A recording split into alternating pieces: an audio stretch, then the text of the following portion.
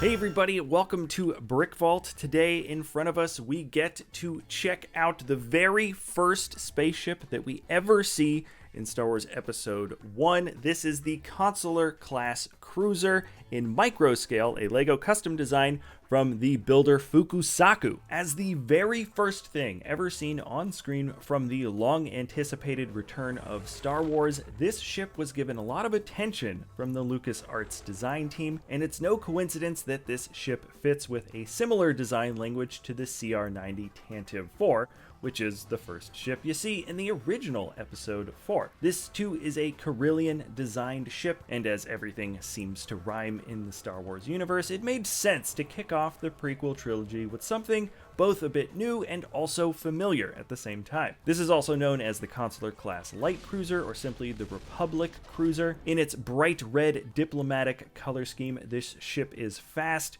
well armored, and equipped with powerful communications arrays. That's something that's a bit different from the one that you saw in the Clone Wars, because once the Clone Wars began, this same ship went through a retrofit for combat. It was given the designation Charger C-70 Combat Refit, which is, interestingly, the very first version of this ship that was designed by Fukusaku earlier. I'll show you a little bit of a comparison between the two ships in just a second, but before I jump into any of the closer details, let me just say that if you wanted to build this for yourself, you can get the instructions at BrickVault.toys. With an instructions purchase comes a PDF guide to the build and a digital parts list for ordering your pieces online. All of our models are hand tested for durability. The instruction steps are troubleshot so the model is easy to build, and the parts for the creation are chosen for availability. If you buy instructions from us, you will be able to put this model together in real life, and it's also an excellent way to help support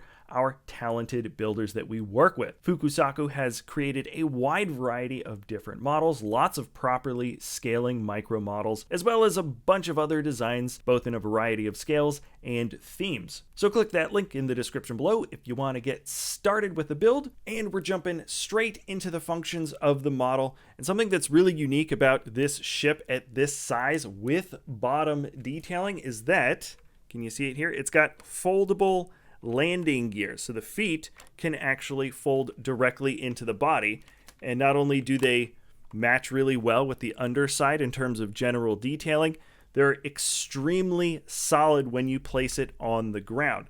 So that is a very unique feature for a ship of this scale. You don't normally have models that look this good from the bottom and have gear that actually comes back in. Normally, they would just be like attachable feet that would connect inside, just because there's a lot more options in terms of stability, and you can play around with the details a little bit easier if you're not thinking about a folding feature. That is not the case for this ship, and it makes it very different in terms of a highly detailed, very large, very heavy model, but it's actually a really solid piece. And the folding feature for the feet have natural stopping points that oppose each other, so there's no chance of sliding the ship and having it buckle under its own weight. Now that I think about it, actually I think this may be the largest model in our studio that also has folding integrated landing gear at all. Now, in terms of interactive features, this model has a few small dishes and sensors that can be moved around a little bit here and there, but that's basically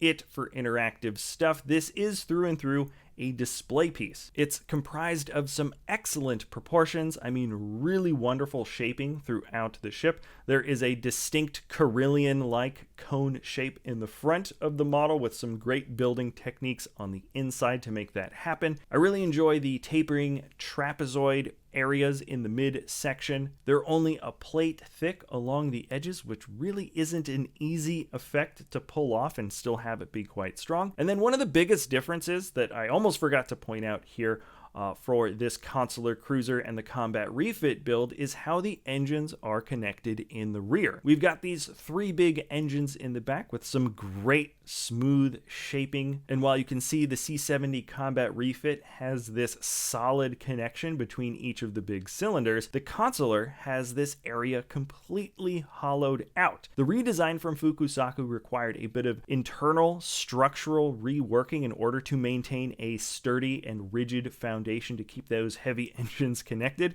and it worked out really well. In general, I'm not going to go tugging on these engines to see when or if they actually break off of the larger structure, but they feel super solid. Now, the change is subtle between the two ships here for the different engine connections, but it just shows how dedicated this designer is to canon accurate depictions of the models he's working on. Now remember, this micro scale model fits in size with anything that's got the designation micro scale at BrickVault.toys. It is 1/250 scale to be perfectly precise. And if you did want to build this for yourself, remember you can get the instructions at BrickVault.toys. If you've got any suggestions on other new models, please let us know in the comments below. Thank you so much for sticking around to the end of this video, and we'll see you next time at BrickVault.